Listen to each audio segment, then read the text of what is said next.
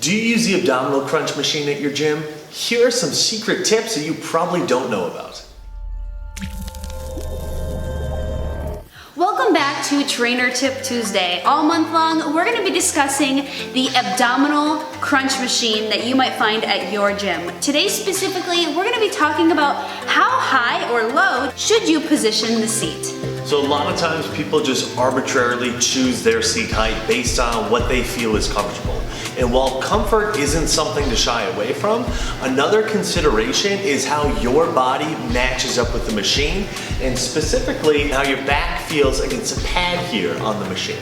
Now, a lot of times, if the seat is too high, this back pad will actually start to slide up your back, as you can see happening there, where my trunk actually has to come away, and that pad slides up my back.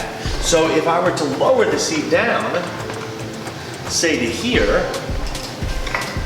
and then when I crunch, even there, now I've lowered it too much, it's starting to slide. So then we'd want to find a spot in the middle, say there,